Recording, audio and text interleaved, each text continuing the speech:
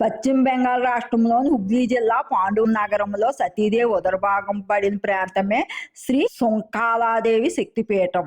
దురదృష్టవశాత్తు మధ్యయుగ దండయాత్రల కారణంగా ఇక్కడ ఆలయం శిథిలమై ఇప్పుడు ఆలయ అవశేషాలు మరియు పక్కనే భారీ మసీదు మీనార్ మాత్రమే కనిపిస్తాయి. స్థల పురాణం ప్రకారం ఋషిశృంగ మహర్షి ప్రతిష్ఠించడం వల్లే అమ్మవారికి ఈ పేరు వచ్చింది.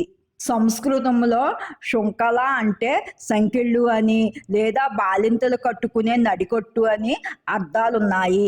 ఇక్కడ అమ్మవారు బాలింత రూపంలో భక్తులకు దర్శనమిస్తారు. ఈ తల్లిని పూజిస్తే భక్తుల కష్టాల సంకెళ్ళు తెగిపోతాయని, నవజాత శిశువుల తల్లి కంటికి రెప్పలా కాపాడుతున్నట్లు అమ్మవారు భక్తులను కాపాడుతుందని ప్రగాఢ నమ్మకం.